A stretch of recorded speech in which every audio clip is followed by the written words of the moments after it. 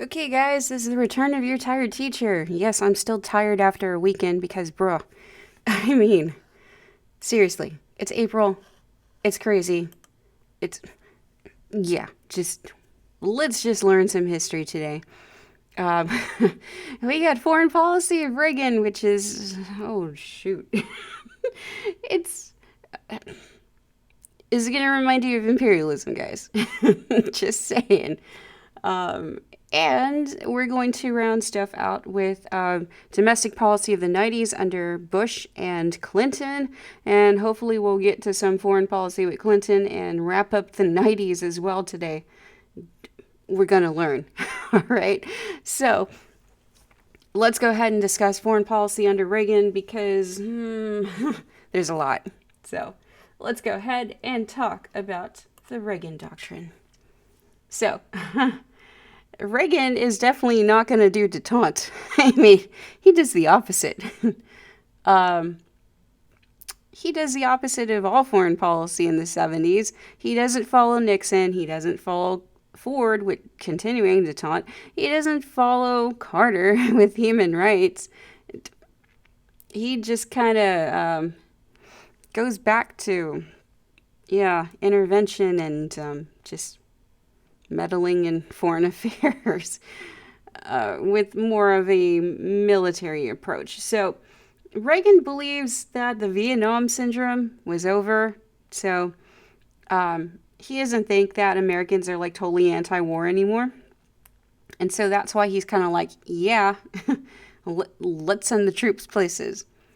So he says pretty much that we got the right to intervene anywhere to stop the spread of communism. So that's what I'm saying. It's kind of like back to the earlier days of the Cold War. He reminds me a lot of like John Foster Dulles with the whole massive retaliation thing. I mean, look at this quote. The Soviet Union's the evil empire.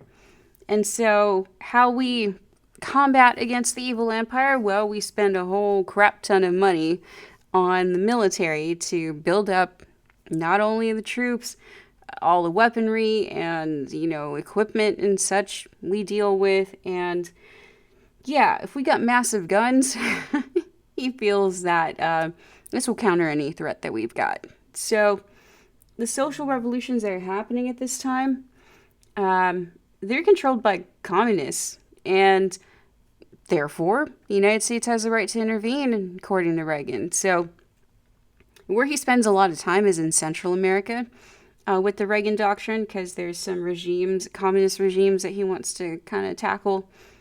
And when it comes to Reagan's intervention doctrine, pretty much instead of doing the containment thing, like, let's get involved to contain communism, it's more like, let's inflict some swift and effective retribution to those who commit terrorist acts against Americans. And we're just gonna go full force.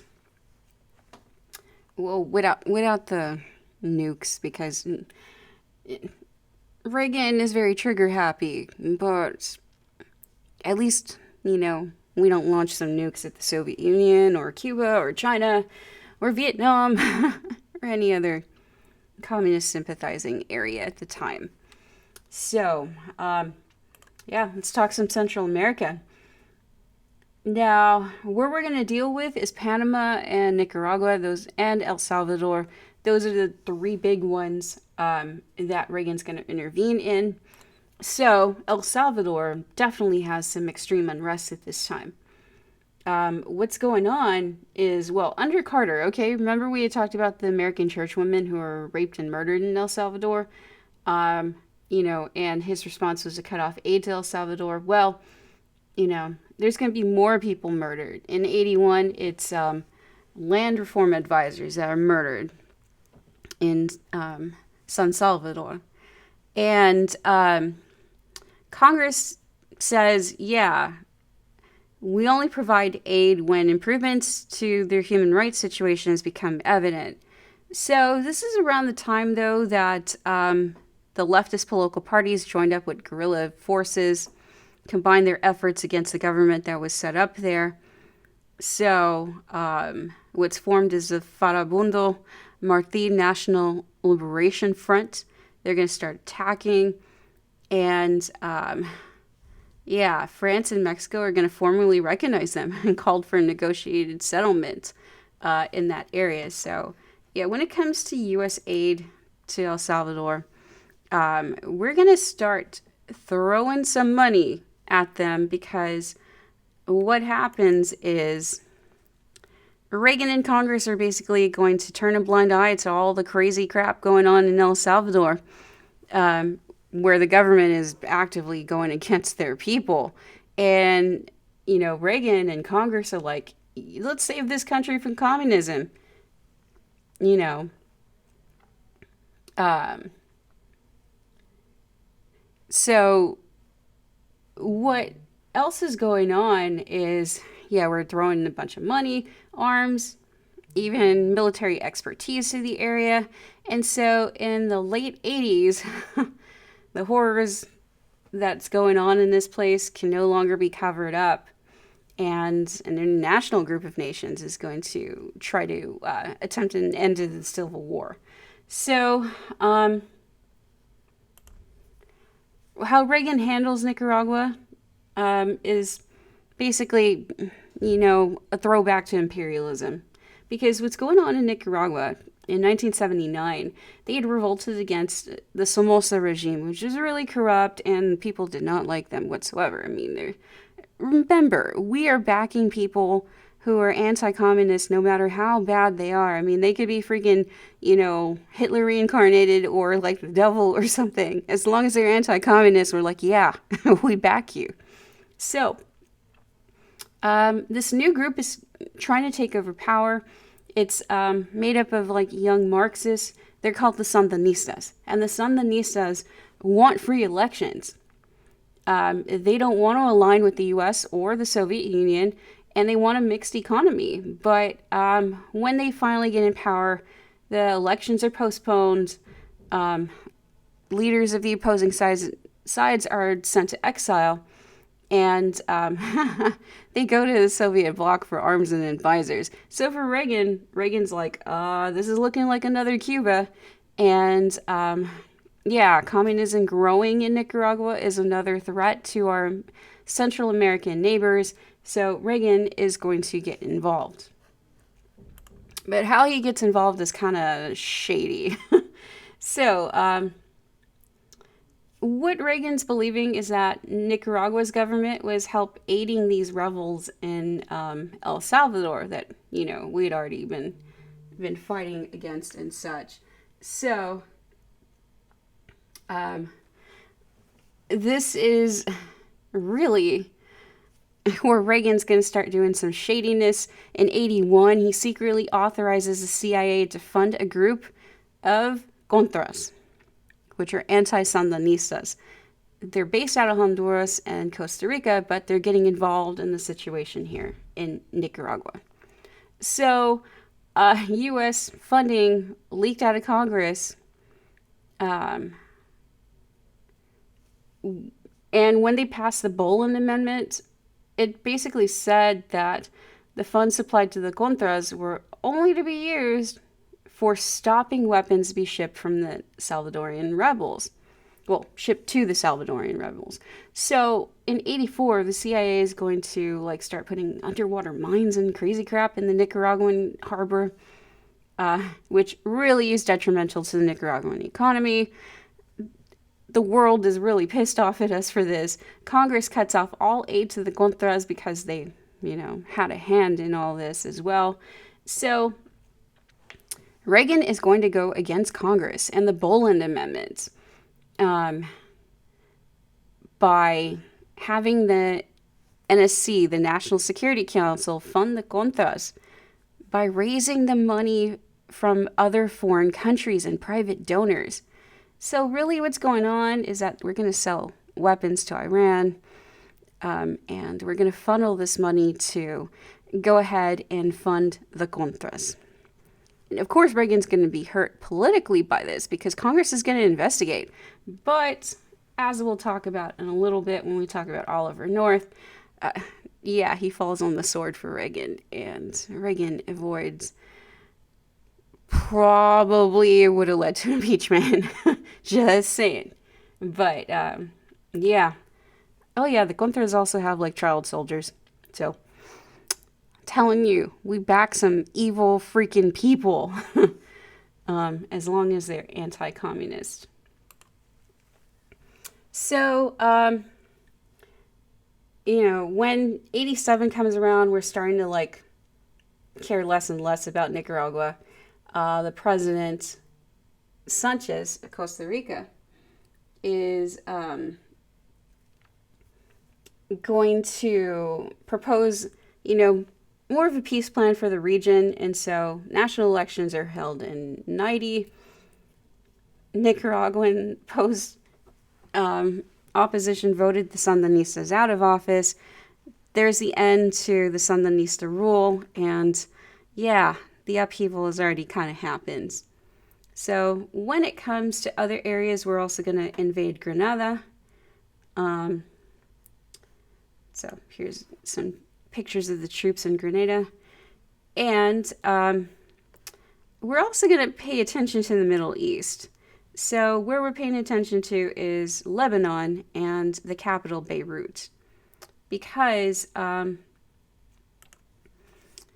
1970, Palestinian fighters in Jordan had given, which, they got some sanctuary. They began attacking the nation. So really, they're kidnapping Arab diplomats. They're doing all kinds of terrible things like rape, unprovoked attacks on government offices, all of that. So the Palestinians, they could legally set up roadblocks, molest women, levy illegal taxes, and insult the Jordanian flag in the presence of loyal Jordanians. So it's not a good situation whatsoever. Open warfare is going to break out. The PLO, the Palestinian Liberation Organization, and the Jordanian army are going to go at it.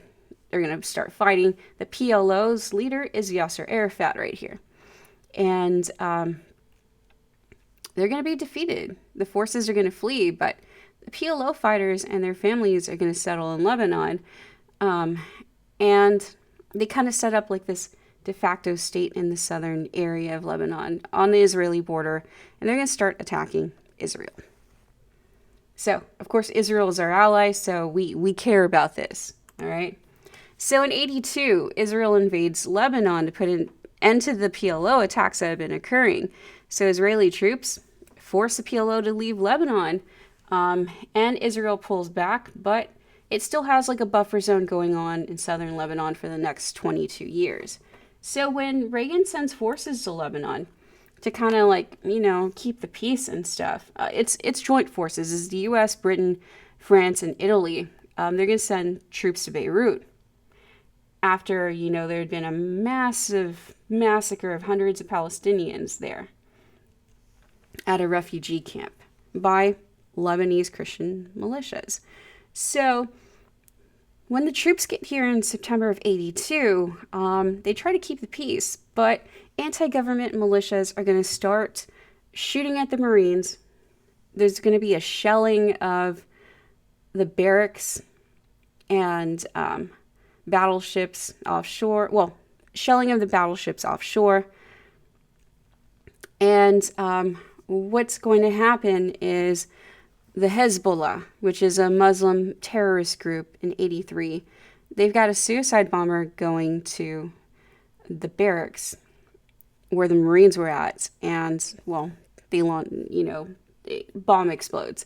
241 Marines die. And Reagan is going to send the troops out a couple months later.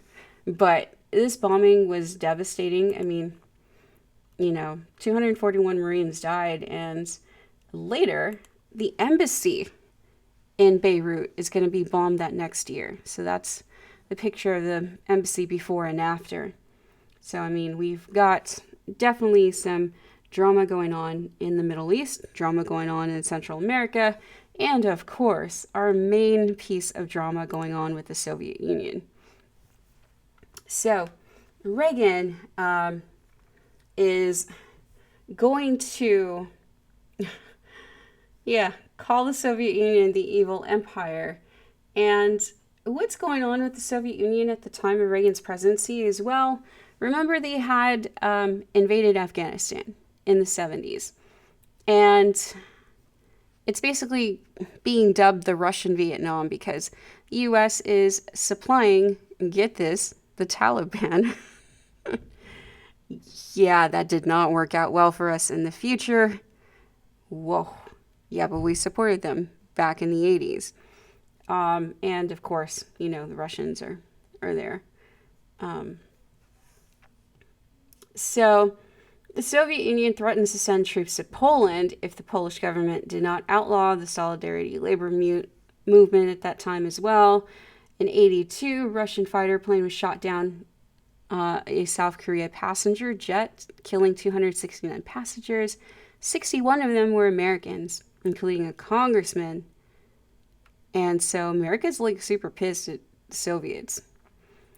Reagan is going to kick up the arms race again when he declares that the U.S. had to increase its weaponry to catch up with the Soviets.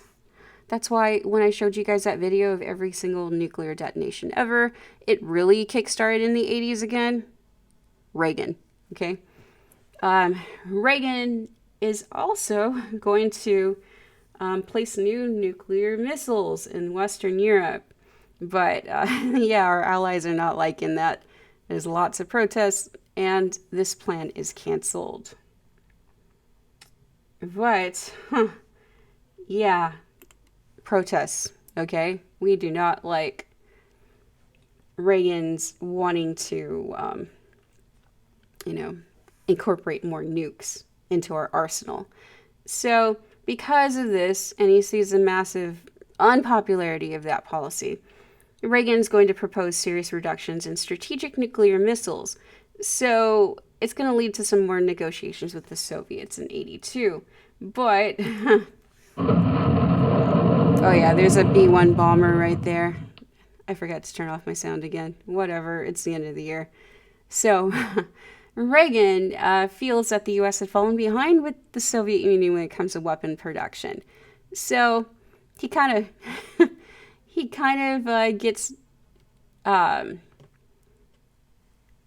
he kind of blames Carter for all this because Carter's programs that he enacted were canceled. The B-1 bomber and the neutron bomb. Or he renewed two programs that Jimmy Carter had canceled, actually. So yeah, he blames Jimmy Carter for this. He's also going to want to deploy intermediate range nuclear missiles in Europe, even though there's a bunch of protests in both areas of the world. And we're also building the B-2 stealth bomber at this time. So this is why Reagan kind of reminds me of John Foster Dulles. It's because of Star Wars. The Strategic Defense Initiative. This is something like Dulles would probably come up with. Lord have mercy. Why we didn't blow ourselves up in the 80s is a miracle. Okay, so in 83, Reagan says that the nation had undertaken a massive research effort to produce systems capable of destroying nuclear missiles in flight. So a nuke is going to destroy another nuke while it's flying across the world. Okay, that's what's going to go on. It's supposed to intercept. All right, so these new weapons are going to be based in space, orbiting the Earth on satellites. Yeah. This weapon system is going to consist of lasers or anti-missile missiles. And so because Star Wars is popular at this time, they're like, yeah, let's call it Star Wars. Jeez. Okay. Reagan wants to make nukes obsolete and avoid having to retaliate with their own missiles if the USSR launches an attack. So he believes that, Strategic Defense Initiative is a moral solution to the nightmare of nuclear exchange. Yeah, let's just launch intercepting nukes from space and shoot people with lasers. Why not? Sure. So the Soviet Union is really hating on the Strategic Defense Initiative says, hey, this is crap. U.S. abandons its development before the arms reduction talks could continue. And yeah, no one's like totally sure that we could pull this off. You see, it's like a turret. Basically, it's rotating on a satellite. A nuke launches from it from space and hits its target on Earth. And yeah, let's forget that space junk already exists out there. And oh yeah, let's forget that we have like meteors and whatever falling to the sky. The possibilities of such. Sure. My God. Okay. Let's actually talk about the Soviet Union. So, we got a new leader of the Soviet Union, Mikhail Gorbachev. But prior to his election, prior to him stepping up, U.S. and the Soviet Union are going to agree to new negotiations on nukes and space and whatnot. So when Gorbachev comes to the scene, there's going to be a new relationship between the U.S. and the Soviets. I mean, this picture down here on the right is Pizza Hut. Pizza Hut is in the Soviet Union now. So what does that tell you guys? Communism is starting to collapse. Okay? And it's in large part because of Gorbachev. So, at the Geneva summit that happens in November of 85, Gorbachev and Reagan issue this joint statement on cooperation in arms reduction with the goal of reducing to 50%. So, it's a step in the right direction, right? Reducing the number of nukes. However, what is really going to deal the death blow to the Soviet Union is Gorbachev's policies. Glasnost and perestroika. So, here's what we got. Glasnost, which means openness, is pretty much allowing the people to openly criticize the Soviet government. Either individuals do this or the media.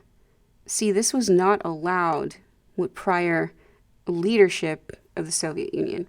There was a lot of censorship going on. So the fact that Gorbachev is kind of like giving freedom of speech, that's a big deal. Because that is loosening the control on the people. Another big move is perestroika, which restructures the government. More democracy is going to come into play. Some elements of capitalism, like, Pizza Hut, all right, comes into the Soviet government and into society. I mean, a big piece of, communism deals with the economy, right? Like the state controls the means of production. Now that we're introducing capitalist elements, we're basically doing the exact opposite. So, yeah, it's those two things that really start to push an end to the Soviet Union. And that and Reagan spending, I mean, we couldn't keep, like, Soviet Union couldn't keep up. So it's this perfect storm that happens. And the Soviet Union's going to start to collapse, or at least communism, and the Soviet Union will start to collapse.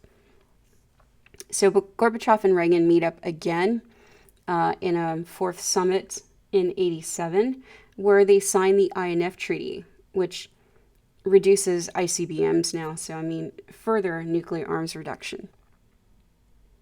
So how Reagan handles South Africa, however,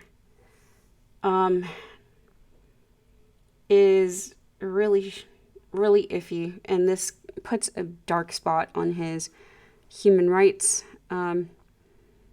efforts and on racial issues as well. So Reagan's going to place economic sanctions against South Africa in 85 because of their continued use of apartheid, which is racial segregation laws, which restrict the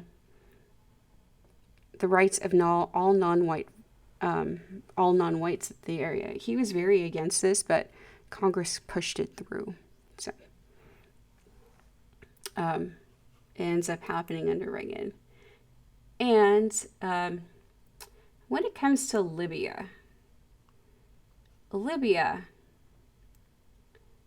had basically said, yeah, it's going to sponsor terrorism all over the world. So Libya is going to be attacked by U.S. forces in April of '86. And, Gaddafi is in charge of Libya. He orders an attack on the soldiers, killing 3 and wounding 230.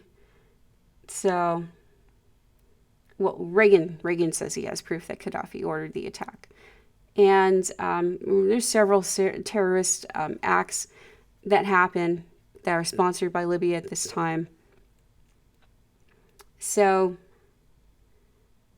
when El Dorado Canyon was launched, well, it's a code name for an operation that was launched. There's going to be airstrikes against Libya. A lot of the targets in Libya were hit, including Gaddafi's residence. Libyan terrorist activity is going to start dwindling after the attacks. But Gaddafi is still in charge. And up until recently, the 2000s, that's when he's killed by his own people. But here's the big one. Remember how we were talking about the Contras earlier? So the scandal comes out in '86. Well, it starts in '86, and it's going to come out as we go along. So here is more about the IranContra scandal. So it's going to involve the Iran-Iraq War at the time, American hostages in Beirut, the Boland Amendment, and secret aid to the Contras. So all these backhanded, under the table deals, lies. The nation's going to be really shocked by this because Reagan was kind of popular at this time. And shady stuff happening because of him? Yeah, people are going to raise some eyebrows about this. So in '86, when Reagan decides to open up secret negotiations with the militant Islamic Iranian government, Iran really wants to win the war against Iraq and needs weapons. The U.S. is going to be like, hey, we'll give you weapons for their help in freeing the hostages in Beirut. So the money that Iran had paid for these weapons was then given to the Contras, who were fighting to overthrow the leftist Nicaraguan government, remember? So, of course, the Boland Amendment did not approve of this, so this is in direct violation of a congressional piece of legislation here. So, all of this is run by Colonel Oliver North, and there's going to be an investigation. Basically, the investigation shows that Reagan was either confused or unaware of the arms sale. Bruh. I think he knew exactly what he was doing. Oliver North probably just fell on the sword for him. So, when all this comes to light, the conspirators are later pardoned by President Bush in '92, and that is the Iran-Contra scandal. When it comes to Germany and, Europe, Eastern Europe. So when Russia had finally abandoned communism in '90, that's when, right before that in '89, that's when the Berlin Wall is going to come down. So Reagan's kind of credited for ending the Cold War there. Even though, it happens under George W. Bush's presidency. Yeah, but really, I think it was Gorbachev. I think he had a bigger hand in it, but whatever. Reagan certainly did as well. So, okay, in China, we got Tiananmen Square, where university students are erecting this statue right here as the goddess of democracy in Tiananmen Square in Beijing. The military is going to use tanks and machine guns against the students because, they're wanting democracy. They're protesting for it. and that's a threat to their communist rule. In Panama, we've got Noriega, who was a dictator in Panama. We remove him because we find evidence of drug smuggling, cocaine, crack cocaine in particular, selling secrets to Cuba, and money laundering. So, dude, he's captured, brought to trial in the United States, convicted, and sentenced to 40 years in prison. I think he just got released not too long ago. So, yeah. That is Reagan's foreign policy. Holy crap, that was 30 minutes. Okay, let's move on to Bush and Clinton's domestic policy. Some more of it in the 90s. Whew. All right. Big thing that happens, the Clean Air Act in 1990. So it does exactly what it's supposed to do. Clean the air. Now, states have to develop their own state implementation plan that states how exactly the state will do its job under the Clean Air Act in controlling stuff like emissions and pollution and whatnot. So this is definitely a step in the right direction for environmental measures. Because remember, Reagan wasn't like too big on it. He was like, businesses can pollute the environment for profit kind of thing. So Bush is actually scaling that back. All right, for Supreme Court nominees under Bush, we got Clarence Thomas, who replaces Thurgood Marshall, because Thurgood Marshall died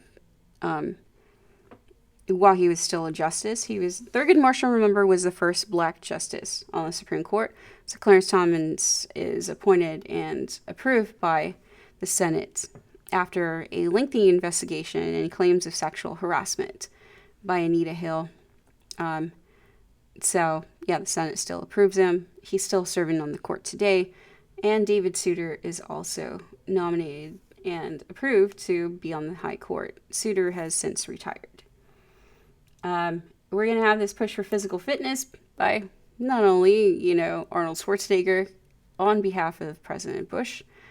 So there we go. And probably one of the most important pieces of, important measures that Bush enacts on his domestic policy is the Americans with Disabilities Act, the ADA.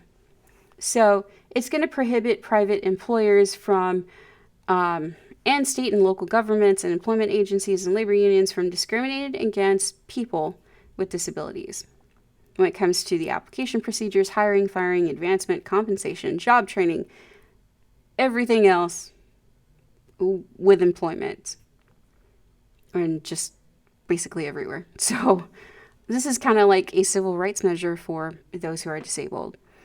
And yeah, this is the reason why we've got ramps leading into buildings, why we have those bars like in the restroom, why we have the bigger stall for,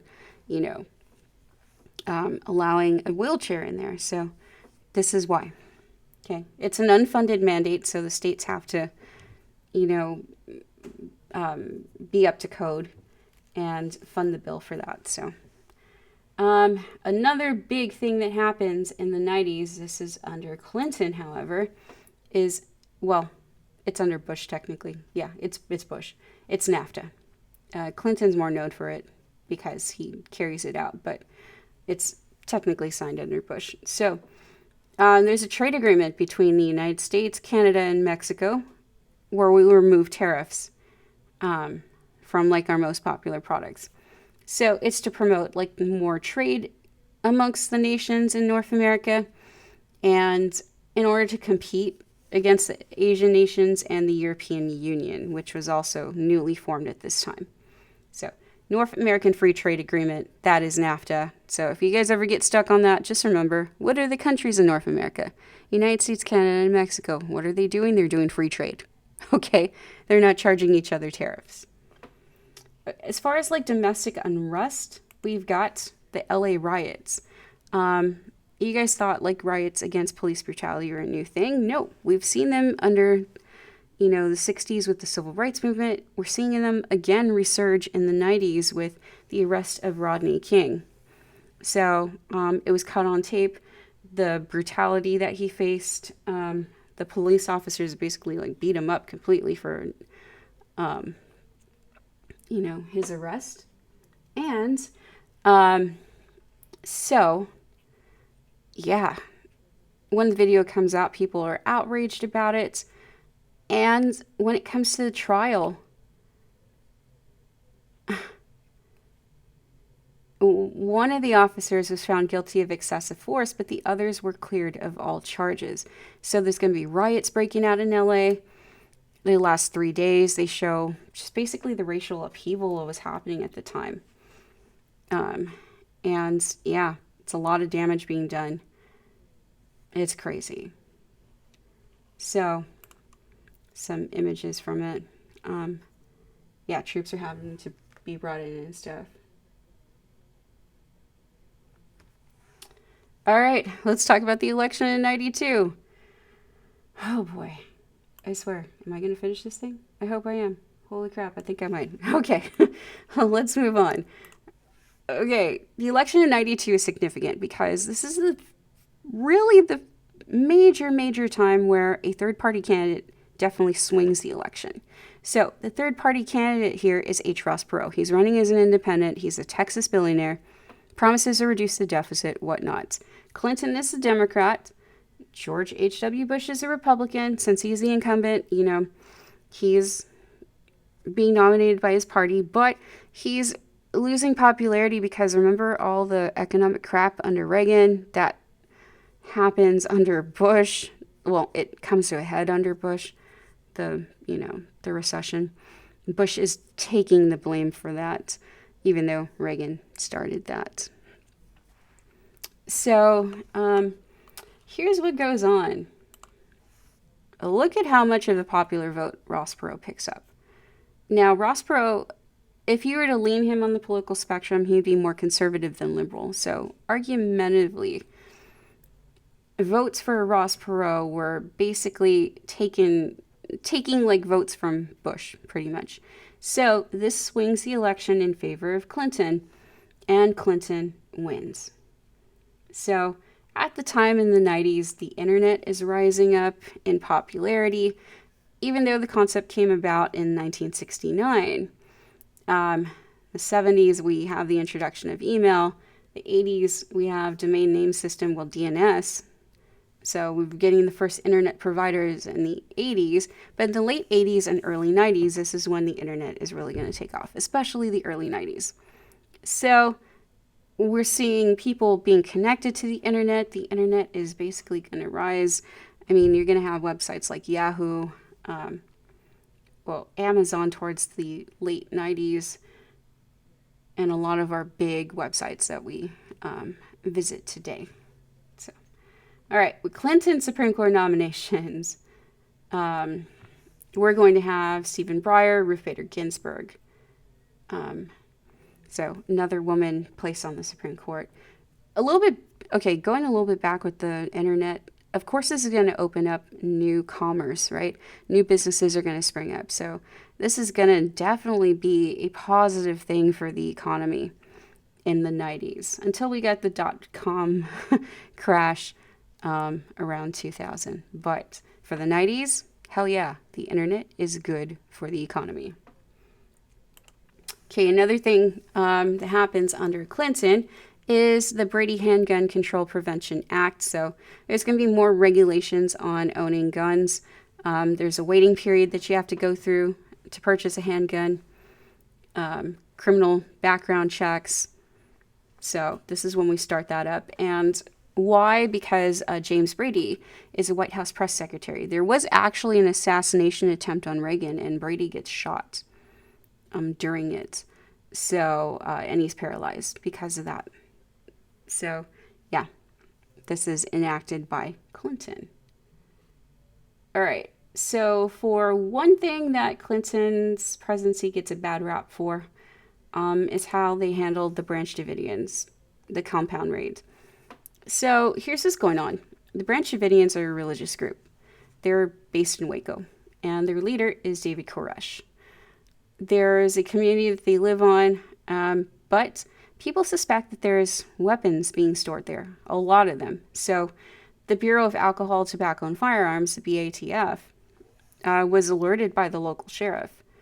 And so a warrant's issued.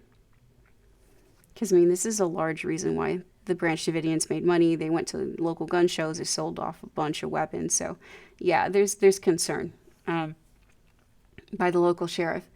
So, what the BTF was concerned about, though, is they were concerned about the possibility of machine gun conversion parts, converting ordinary guns to machine guns using, black powder to make pipe bombs also. And there's alleged child abuse that people are suspecting happens. So, when the Bureau of Alcohol, Tobacco, and Firearms sets up surveillance cameras to keep an eye on the Branch Davidians, the cameras didn't show any evidence of illegal activity, but there is still an undercover agent sent inside there. And the BTF is going to send 76 agents over to the Branch Davidian compound in February of 93. Shots are fired. What happens is there's 4 ATF agents that are killed, 6 Branch Davidians are killed, fires erupt. I mean, it's kind of crazy. So federal and state authorities are going to surround the property, and the FBI is going to come in and assume control. Weeks go by, and there's a standoff. But the standoff is going to be negotiated, hopefully to a peaceful resolution. But here's the thing. In April of 93, Attorney General Janet Reno gives the FBI permission to flush out the Branch Davidians, despite, the negotiations. So the FBI uses tanks to smash holes into the walls, sprays tear gas into there. Agents are going to use handheld grenade launchers. I mean, this is crazy. So when the fire breaks out, 76 of the Branch Davidians, including 27 children, are going to die. And it's because of this that the Oklahoma City bombing is going to occur. Timothy McVeigh and Nichols here are going to be really pissed off at what happened to the Branch Davidians.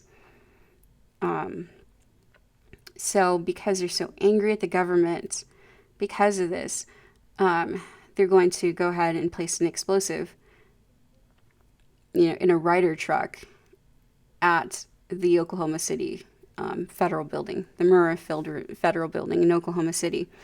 So this bombing is the most deadliest that had happened up until that point in history. In the United States, 168 people, including 19 children, died at this bombing. And yeah, McVeigh says he was motivated because of what had happened to the Branch Davidians. Believe that, they had been murdered by the agents of the federal government. So this attack was staged on the 2nd anniversary of what happened in Waco. Terry Nichols receives life in prison because of his involvement in this, and McVeigh is executed.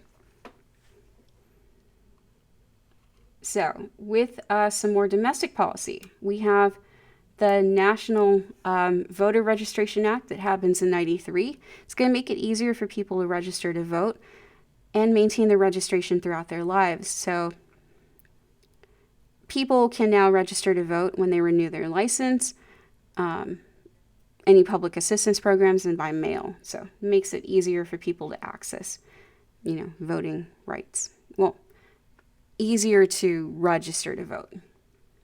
Okay, at this time we have a conservative resurgence in Congress with Newt Gingrich and the contract with America.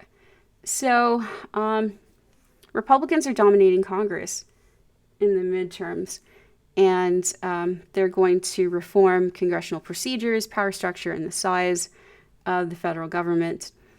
They want to limit the federal government's power in the state matters, preferring states to have more leeway in carrying out their own policies.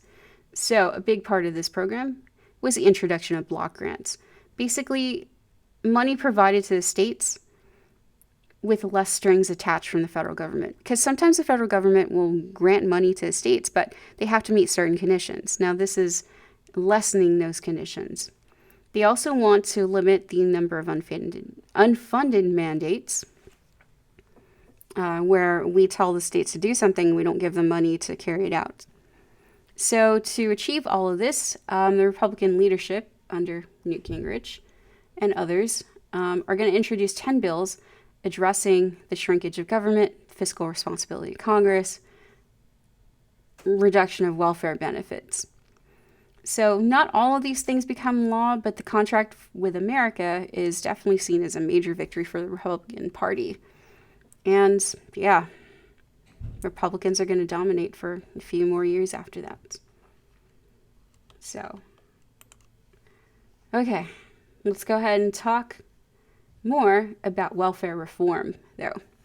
So the Personal Responsibility and Work Opportunity Reconciliation Act in '96 is meeting one of Clinton's campaign promises to end welfare as we know it, which not take it away completely, but to reform it.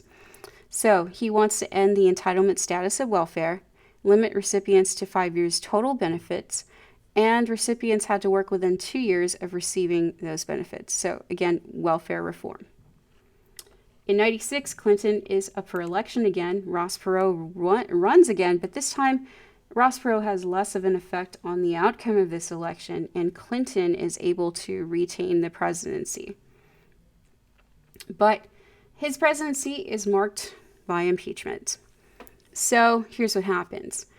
President Clinton was sued by Paula Jones in 1994 for sexual harassment when he was still governor of Arkansas and she was a state employee. So Clinton's going to seek executive immunity to dismiss the suit. But the Supreme Court is ruling that presidential immunity didn't apply to this case. So before the trial proceeded, a settlement payment was given to Paula Jones. Now, the independent counsel, Kenneth Starr, was investigating Bill and Hillary's involvement in the Whitewater real estate affair that happened in Arkansas. And while investigating, there's a name given to him, the name of Linda Tripp, who is a former White House employee. Tripp had secretly taped conversations with Monica Lewinsky, who is a White House intern, and she basically claimed on tape that she had a sexual relationship with Clinton. So when she testifies for Kenneth Starr, she denies the relationship. So basically she's lying under oath. Starr receives permission to gain access to that tape between Linda Tripp and Monica Lewinsky. And Lewinsky admits that, there is truth to her relationship with Clinton. So Clinton testifies a few days later under oath that he did not have sexual relations with Lewinsky, and now he is lied under oath. And that's when the Republican Congress pounces on this, bring up articles of impeachment. Kenneth Starr is reporting 11 impeachable accusations in a report to Congress. The Judiciary Committee in the House of Representatives investigates. They submit 4 articles of impeachment. So in December of '98, the House approves the 2 articles of impeachment against Clinton, claiming that the president willfully corrupted and manipulated the judicial process. So the trial happens in the Senate. Chief Justice Rehnquist presides over it. It lasts for more than a month, but here's the outcome. So yes, Clinton was impeached, okay? He went through the first step. With the second step, however, it falls short of conviction, okay? So he's not charged with the crime. And, not found guilty of the crime. He was charged with it, not found guilty. So with Article 1 of impeachment, here's how the Senate voted. 55 not guilty, 45 Democrats, 10 Republicans. All right. It's basically drawn on party lines here, for sure. So, Article 2, it's split down the middle, almost. 50 split down the middle, 50 Republicans, 45 Democrats, 5 Republicans for not guilty, 50 Republicans for guilty. So again, it's mostly based on party lines. But anyways, Clinton is acquitted by the Senate in February 12th, 1999, his last year of his presidency. So there's a couple more things I want to talk to you guys about before we wrap this up, a couple of important terms for EOC. So here's some population distribution. In 1990, where all the lights are is where you find the major cities, right? Okay. Our population is definitely increasing. People are moving from the Rust Belt to the Sun Belt. The Rust Belt is basically the old industrial areas, like from the Gilded Age, like Ohio, Illinois, like whatnot. They're moving to the Sun Belt, which is here. Texas, California, and Florida. So yeah, they're moving from Michigan, Ohio, Pennsylvania to California, Texas, and Florida. So from the Rust Belt to the Sun Belt, okay? So we're going to see major demographic shifts as well. More people are moving to the cities, from the city to the suburbs. And baby boomers are growing older and living longer than previous generations. So we're going to call this phenomenon the graying of America because there's more old people now.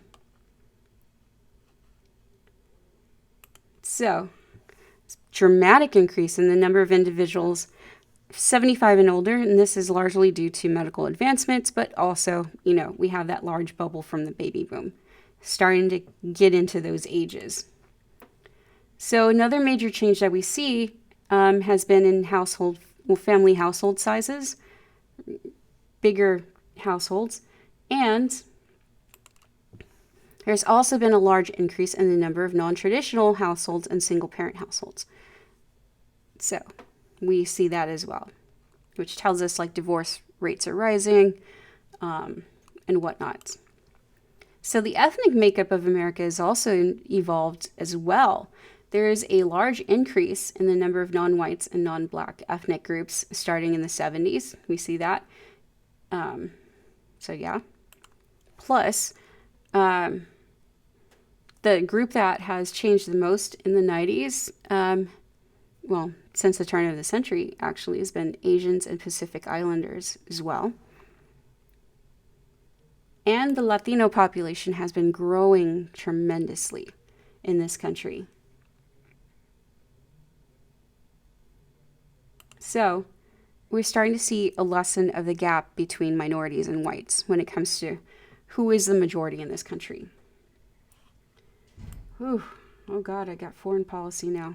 Oh man, I don't think I'm going to finish. Okay, guys, we will cut it off here because, I forgot about Clinton's foreign policy. Okay, yeah, we're going to have to stop it here, guys. I will include Clinton's foreign policy with George W. Bush and Obama next time. Holy crap, we got a lot to cover. Okay, I hope you guys enjoyed this, and I will talk to you next time. Got one more day. Study for EOC and AP. Bye, guys.